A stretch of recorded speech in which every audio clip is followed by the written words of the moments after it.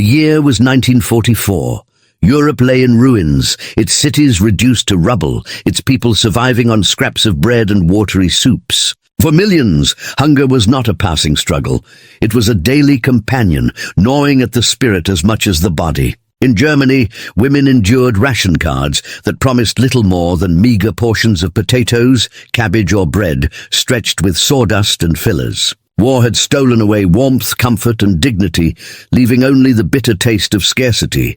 But across the Atlantic, a very different world existed. The United States, untouched by the devastation that consumed Europe, had fields of abundance, factories roaring with production, and kitchens where butter, sugar, and meat were still part of daily life. And when the tides of war brought German women prisoners of war into American custody, they stepped into this contrast with wide, disbelieving eyes.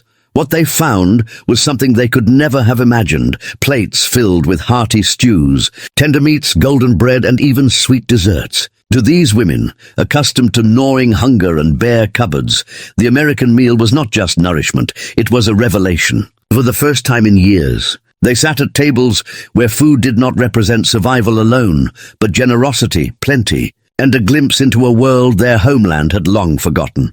This is the story of German women POWs, and the shocking moment when American meals showed them just how different life could be. When the German women first arrived at the American camps, they carried with them the weight of defeat. Their uniforms, once pressed and stiff with the pride of service, were now worn thin, patched and soiled from long marches and endless train rides across a continent collapsing in flames. Many had expected to be treated as enemies, starved, punished or forgotten behind barbed wire. After all, in Germany, the propaganda machine had painted a terrifying picture of what awaited those who fell into Allied hands. They were told that capture meant humiliation, cruelty and hunger. Yet when they passed through the gates of the American camps, what awaited them was nothing short of astonishing. The first surprise was not the camp itself, though even that startled them. The barracks were orderly, clean, and built with sturdy wood, rather than the makeshift ruins they had anticipated. The guards were firm, yes, but not vicious. And then, the most shocking moment arrived, their first meal. The women were ushered into a dining hall that looked more like a school cafeteria than a prison. Long wooden tables stretched across the room, benches neatly tucked beneath them. The air was heavy with scents they could barely process at first. Meat sizzling, bread freshly baked, coffee brewing. For some, it felt like stepping into a dream, one too fragile to be trusted. They shuffled forward in line, plates pressed into their hands. An American cook, his sleeves rolled up, ladled steaming beef stew onto the metal trays, the broth thick with vegetables that glistened in the light. Beside him, another man cut generous slices of bread still warm, the crust golden brown. Further down, pitchers of coffee were being poured, and next to them sat bowls of sugar, a luxury so rare in wartime Germany that many had forgotten what it even tasted like. The women exchanged nervous glances. Some hesitated to take the food, convinced it must be a cruel trick. Others accepted it silently, holding their trays as if they were carrying relics from another life. When they sat down at the tables, the silence was overwhelming. No laughter, no chatter, just the quiet scrape of spoons and forks as the first tentative bites were taken. A young woman lifted her bread to her lips, inhaling the aroma as though trying to memorize it. Another let the stew touch her tongue and closed her eyes, tears welling without warning. They had prepared themselves for punishment, for suffering. Instead, they found warmth. For years, German families had endured rationing so severe that many meals were little more than boiled turnips or watered-down soups. Meat was nearly non-existent, reserved for soldiers at the front. Coffee had been replaced with bitter substitutes brewed from roasted acorns or barley. Sugar, butter and eggs had vanished from daily life, replaced with counterfeit versions that tasted of chemicals and ash. Bread, once the pride of German households, had become dark, heavy, and adulterated with fillers. Ground peas, sawdust, even powdered straw. Food was survival, not nourishment, and mealtimes were marked by frustration, not comfort. And yet here, in an American camp, the women were confronted with a reality so different it bordered on unbelievable. Some were too cautious to eat quickly. They picked at their plates, fearing that taking too much would provoke anger. Others, overwhelmed by hunger and the sudden return of flavor, ate with urgency. their hands trembling as they shoveled spoonful after spoonful into their mouths. A few could not finish, not because they were full, but because the emotions were too much to bear. To eat freely, without ration cards, without fear, without shame. It was a simple act, but to them it was revolutionary. The guards watched quietly. They were not cruel men, nor were they overly sympathetic. To them, feeding prisoners was simply routine, a requirement of the Geneva Convention and a matter of order. But they could see the disbelief in the women's eyes, the way they lingered over every crumb of bread, as though committing it to memory. The Americans knew these women were enemies, yet the act of giving them food transformed the atmosphere. For a brief, fragile moment, the war outside seemed far away. One German woman, perhaps in her late 20s, later recalled in a hidden journal how her hands shook as she held the cup of coffee. She had not tasted real coffee since 1939, the year rationing began. For 5 years, her mornings had been filled with bitter, grainy substitutes. But in that camp, in her first days as a prisoner, she tasted it again. Dark, rich, and filled with a warmth she had thought lost forever. She described it as the moment she realized the world was larger than the Reich, larger than the hunger and propaganda she had been taught to endure. As more women filed into the dining halls in the days that followed, the pattern repeated itself. Shock, hesitation, silence, and then the slow realization that the meals were real, not a temporary display. The food was not a trick, not a fleeting gesture of mercy. It was consistent, served 3 times a day, with variety and substance. Stews gave way to roasts, beans to potatoes, and sometimes even desserts, slices of pie or cakes that left the women in quiet awe. To taste sugar again was to taste childhood, a memory of a world before bombs and battles, and yet despite the abundance, the women never entirely shed their disbelief. Many would carefully tuck away pieces of bread or meat into pockets or cloths, hiding them under mattresses or inside coats, unable to trust that the next day would bring the same. Hunger had taught them not to trust, not to assume tomorrow would provide. Even in the face of American generosity, the instinct to hoard remained strong. For the Americans, these meals were standard, nothing extraordinary. But for the German women, they became symbols of something greater than food. They represented dignity, care, and a glimpse of life beyond the endless grind of scarcity. Sitting at those tables, eating bread that was soft and warm rather than coarse and bitter, they began to see cracks in the stories they had been told back home. The enemy, it turned out, could feed you better than your own leaders ever had. In the end, those first meals would stay with them for the rest of their lives. Not just the taste of the bread or the richness of the stew, but the feeling that came with it, the shock of being treated not as disposable captives, but as human beings worthy of nourishment. And that shock was perhaps the most unforgettable part of all. For the German women prisoners, every bite of the American meals was a reminder of what they had lost and what they had never truly known. In Germany, the word rationing had become a way of life, as common as the sound of air raid sirens or the sight of bombed-out buildings. Since 1939, families had been issued small, stiff ration cards, stamped and marked, to control every scrap of food that passed through their kitchens. Each week the cards were exchanged for pitiful portions: an ounce of butter, a slice of meat so thin it was translucent, a handful of flour that could hardly bake a loaf. Mothers stood in long lines outside shops, waiting for hours, only to find shelves empty when their turn finally came. And when they did receive food, it was often poor in quality, stretched with fillers that left bellies aching and spirits hollow. The women remembered how their bread, once a symbol of German pride and craftsmanship, had become almost inedible. Known bitterly as Käsebrot or Kriegsbrot, war bread, it was made not only with rye or wheat, but with ground-up peas, sawdust, and even straw to make it last. A loaf crumbled in their hands, its taste more of dirt than nourishment. Coffee, that sacred morning ritual, had long disappeared, replaced by what they called Ersatzkaffee, brewed from roasted acorns or chicory. It was bitter, sour, and left a film on the tongue that tasted like ash. Butter was replaced with a greasy yellow paste, and meat, true meat, was so rare that most families could recall only a handful of meals in an entire year, where it appeared on their plates. To sit now in an American dining hall and taste real food again was an experience that shook them deeply. They whispered to each other in disbelief, their voices hushed as though afraid that speaking too loudly might cause the illusion to vanish.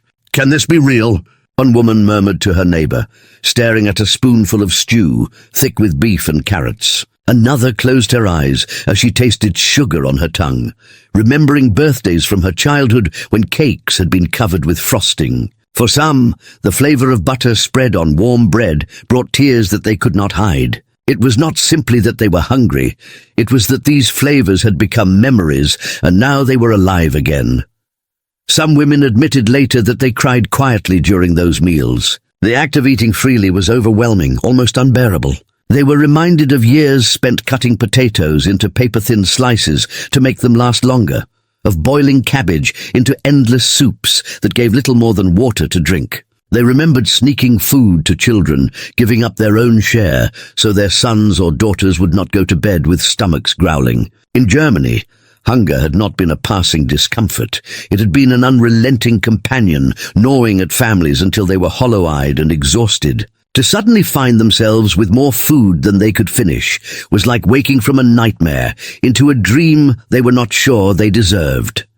The shock was not only physical, but emotional. Eating was supposed to be punishment now. They were prisoners, the defeated, the conquered. And yet here they were, receiving better meals than many of their families back home. Some struggled with guilt, pushing food around their plates, thinking of mothers and sisters still in Germany, scraping together turnips or trading heirlooms for scraps at the black market. Others forced themselves to finish every bite, determined not to waste what their families could only dream of. They wrote secretly in notebooks and on scraps of paper, documenting the absurdity of it all. "Today I ate meat," one entry read. "Not a shadow of it, not a taste in broth, but real meat on my tongue. I cried while I ate, and the guards stared but said nothing. And yet despite the abundance before them, old habits died hard. Many women could not help but smuggle away portions of bread or meat, wrapping them in cloth and hiding them in pockets. They did not trust that this kindness would last. Years of hunger had trained them to hoard, to save for the unknown tomorrow. Beneath their beds, in corners of their barracks, bits of bread began to appear, carefully guarded as though famine might return at any moment. When guards found the hoarded food, they did not punish them harshly. They simply reminded the women that more meals would come. Still, the habit persisted. Hunger left scars deeper than wounds, and trust was not easily given.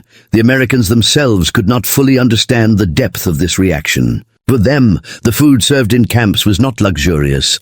It was routine, standard army rations. Stews, beans, potatoes, bread, coffee. Sometimes canned fruit or pie when supplies allowed. To the guards and cooks it was nothing special, just a duty to be carried out. But for the women across the tables it was extraordinary. To taste sweetness after years of bitterness. To chew bread that was soft instead of crumbling. To drink coffee that was rich and warm. It was not just sustenance, it was resurrection. As weeks passed, the whispers of disbelief turned into quiet acceptance. Though the astonishment never completely faded, the dining hall became a place where time seemed to pause, where the war outside the fences felt distant. It was in those moments, with spoons in hand and plates filled with warmth, that they began to sense the scale of contrast between life under the Reich and life outside it. They realized that the scarcity they had endured was not a universal truth of wartime, but the result of their nation's collapse, its corruption, its endless grasp for conquest at the cost of its people. One woman later confessed that she felt a strange shame while eating in America. She had once believed the Reich's promise of strength, of greatness, of a nation that cared for its people. Yet here she was, being fed not by her own government, but by her enemies, and fed better than she had been in years. Every bite tasted of contradiction, every swallow carried both gratitude and guilt. It was food, yes, but it was also a mirror, showing her what her homeland had taken from her. These meals, simple as they were, became the most powerful symbol of captivity. Not the fences, not the guards, not the uniforms, but the food. Each plate told a story of contrast, of lies revealed, of survival beyond what they had imagined possible. And though many of them longed for home, they could not deny that here, for the first time in years, they ate like human beings again. As the days stretched into weeks, the rhythm of camp life settled into a strange and almost unsettling normalcy. For the German women prisoners, the initial shock of abundance never entirely faded, but it began to soften into quiet routine. The dining hall, once a place of disbelief and trembling hands, became the moment they looked forward to with anticipation. The clang of the bell announcing mealtime carried across the barracks like a sacred call, and even those burdened by despair felt a flicker of light in their hearts. To eat, to sit together, to feel human again. These moments carved out a fragile refuge from the reality that they were captives in a foreign land. At first, many approached each meal with suspicion, convinced it could not last. They half expected the bread to disappear, the stew to thin into water, the coffee to return to bitter substitutes. Yet day after day the meals came, consistent and plentiful. Slowly, the disbelief gave way to trust, though never fully. Some women continued to hoard food under their mattresses or inside shoes, their instincts too deeply ingrained to abandon. Others began to savor each meal openly, no longer hiding their smiles when a piece of cake appeared on the tray or when butter melted into the crust of bread. These small luxuries, forgotten in Germany, now carried almost spiritual weight. Many of the women began writing in secret diaries, fragments of thought scribbled on scraps of paper, margins of old letters, or the backs of ration cards they had smuggled with them from home. They wrote not only about the food, but about what the food represented. To be fed well by one's captors was more than kindness, it was dignity. One prisoner described how each meal seemed to say, "You are still a person, not just an enemy." Another wrote that the bread she ate in America tasted sweeter than anything she had known, not because of sugar, but because it came without fear. Evenings in the camp became a time of reflection. After meals, the women would return to their barracks, their stomachs full, their bodies warm. Some would whisper in the dim light, comparing notes on what they had eaten, recalling memories of Germany before the war had consumed everything. They spoke of childhood camaraderie among themselves. Differences of background and rank faded. Hunger and disbelief were universal. They comforted each other when tears came. They exchanged quiet jokes, and they began to form fragile bonds that made captivity bearable. Food, in this way, became not only survival, but also connection. There were moments of quiet beauty, too, moments the women never forgot. A shaft of sunlight falling across a loaf of bread, turning its crust golden. The sound of laughter returning, hesitant at first, but genuine as they sipped coffee together. The warmth of stew filling their bellies on cold evenings when frost clung to the windows of the barracks. These details, small and ordinary in peace, became profound in war. For many, they were the first true reminders of life before the Reich, before scarcity, before everything was consumed by the machine of conflict.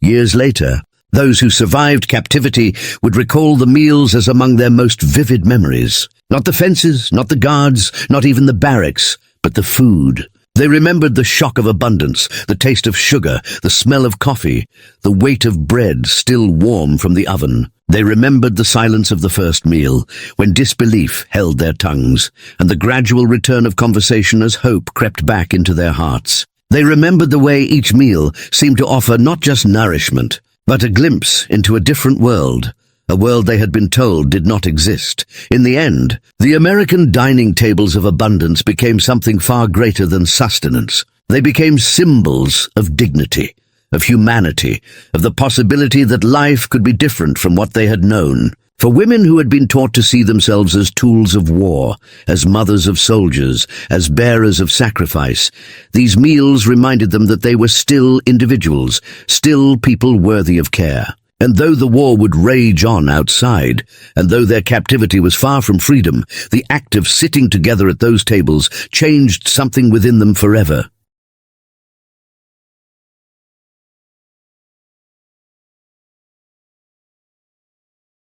Kitchens filled with the smell of roasted meat, of grandmothers baking loaves that crackled as they cooled, of birthdays and Christmases when sugar and butter flowed freely. For years, those memories had been buried under hunger and fear. Now with each American meal, they resurfaced like ghosts. The dining hall itself became a stage of quiet transformation. Under the yellow glow of hanging lamps, the clatter of utensils filled the space with a rhythm that felt almost domestic. Guards walked the aisles, watchful but not unkind, while cooks moved behind the counters with practiced ease. There was order but also humanity. The women sat shoulder to shoulder, sometimes exchanging shy smiles, sometimes simply eating in silence. It was here, more than anywhere else in the camp, that they felt the sharp divide between the Reich they had left behind and the America that now held them. For many, the meals marked a turning point in their understanding of the war. Back home, propaganda had painted the Americans as brutal, merciless conquerors,